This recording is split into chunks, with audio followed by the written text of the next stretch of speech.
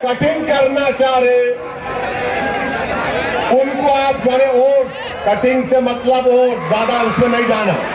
ना मैं ऐसा आदमी नहीं हूं। अभी तक नान खजिया नहीं खिलाए मेरे को। खिलाने के बाद क्या हो सकता मेरे पे नहीं मालूम सर। तो सुनिए, अभी टाइम जा रहा। अरे ठहरो, आखिर में करेंगे पूरा ऑपरेशन। कल भी तो जलसे है, अभी से पूरी बैटिंग कर लिए तो कैसा। तो आपको मैं बता रहा हूं कि 48 लोकसभा की सीट में से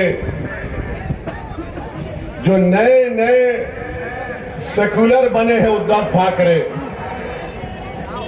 अब वो टिकट नहीं देते। मोदी तो खैर उन्होंने डिसाइड कर लिए, हमको घुसपैठी बोल दिए। और मोदी ने कह दिया कि मुस्लिम खवातीन ज्यादा बच्चे पैदा करते। मोदी ने कह दिया कि हिंदू बहनों के गले से मंगलसूत्र छीनकर मुसलमानों को दिया जाएगा। मेरे भाई एक बात समझो, जिस दिन उद्धव ठाकरे को मुख्यमंत्री बनने की कुर्सी मिल जाएगी, जिस दिन उद्धव ठाकरे को अपने बेटे की पॉलिटिकल फ्यूचर की तमानियत मिल जाएगी, उस दिन उद्धव ठाकरे सबको भूल जाएंगे। उस दिन सब तीनों का डॉक्टर साहब का नाम आ गया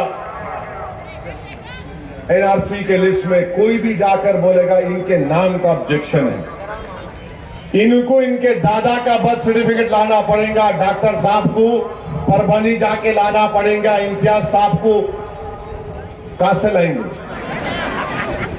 नहीं ला सकते। और अगर कल एनपीआर एनआरसी होगा औरंगाबाद की आवाम, तो क्या उद्धव ठाकरे आके खड़ेंगे? क्या ये दोनों चचा भतीजे आएंगे? कौन आएगा और कहेगा कि हम कानून को फाड़ते? किससे कागज पूछ रहा फौज? असदुद्दीन अवैसी, इम्तियाज जलील आएंगे। CAA के खिलाफ हमने कानून को फाड़ दिया था। मेरे भाई सोचो, इस बात को आपको सोचना है।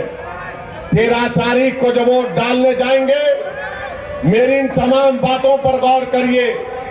और ये जो देशभक्ति की बात ये आरएसएस के लोग करते हैं, ये देशभक्ति की बात ये दोनों शिवसेना वाले करते हैं। अरे बताओ, चीन 2000 स्क्वायर किलोमीटर पर कब्जा करके बैठा हुआ है। ना मोदी के मुंह से निकलता है चीन, ना आरएसएस की जबान से निकलता है। कितने मर्तबा हमने पुकार पुकार कर कहा कि चीन कब्जा करके बैठ गया, मगर मोदी कुछ बोलते नहीं है। मगर मोदी बोलेंगे बच्चे पैदा कर दे। अच्छा, बाय द वे, मोदी के खुद 6 भाई हैं, अमित शाह के 6 बहने हैं। गोलवालकर के इधर देखो, यहाँ है, कुछ भी नहीं है इधर। गोलवालकर के 11 पैदा किए उनके डैडी, मगर इल्जाम हम पे लगा रहे। तो मेरे भाई, एक शेर आपके सामने रखकर, बल्कि 2-3 शेर है। एक हैदराबाद के एक मजाहिया शायर थे, मोइन है मेरा। अब उन्हों एक है, उन्हों जोक बनाते हैं उसके ऊपर। मेरे भाई, एक तरफ घूम रहे और झूम रहे, दूसरी तरफ खैरे, और एक बीच में एक शरीफुल नफ्स, एक मासूम चेहरा रखने वाला आपका खादिम इम्तियाज जलील।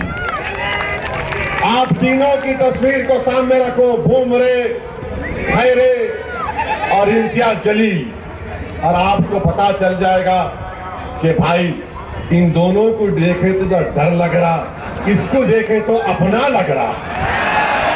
तो अपनों का साथ दो, देंगे ना आप लोग?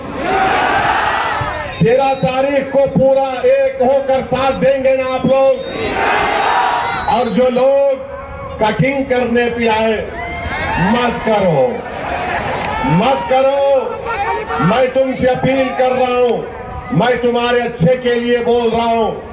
तारीख में तुम्हारा नाम खराब हरूफ में लिखा जाएगा।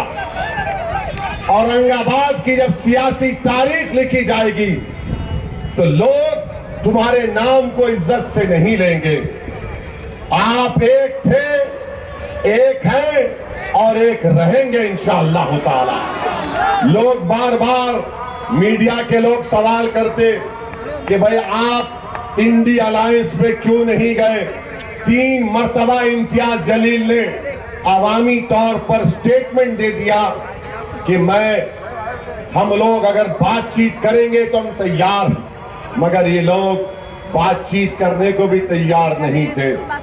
मैं आपको एक वाकया सुनाता हूं। एयरपोर्ट पर बैठा हुआ था मैं, आज से चंद दिन पहले मेरे बाजू एक बहुत बड़े इंडी अलायंस के नेता एयरपोर्ट पर देखे।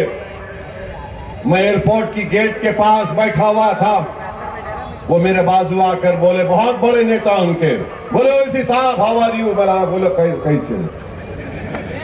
अब मैं बोला ये कहां सुबह सुबह बोला बैठूं। बोला साहब एयरपोर्ट जनता का है, पूछना क्या है, बैठो। आप लोग तो जहां नहीं बैठना वहां जाके बैठ गए। बोले क्या मतलब। मेरा शिवसेना के बाजू बैठ गए। सर बैठे, बैठ के मेरी बहुत तारीफ किए। आप क्या भाषण देते। मैं दिल में सोच रहा था कि मैं क्या कव्वाल हूं।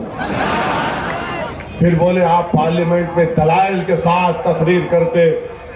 फिर बोले आपका नया एमपी बेहतरीन स्पीकर है और आप पर बहरहाल बहुत सी चीजें बोले।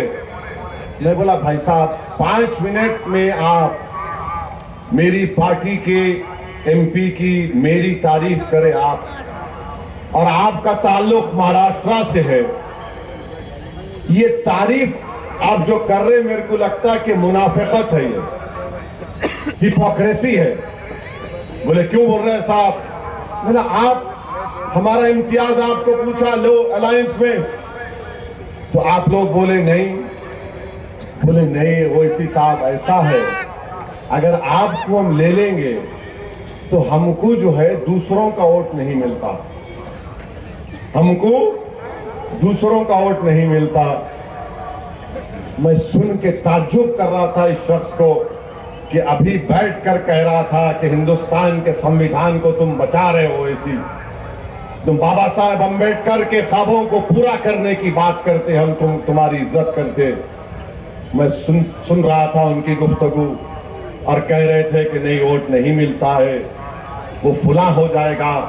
मुझे भी बड़ी तकलीफ हुई क्योंकि औरंगाबाद में तो इम्तियाज जलील को सबका वोट मिला। इम्तियाज जलील सिर्फ एक समुदाय का नेता तो नहीं है।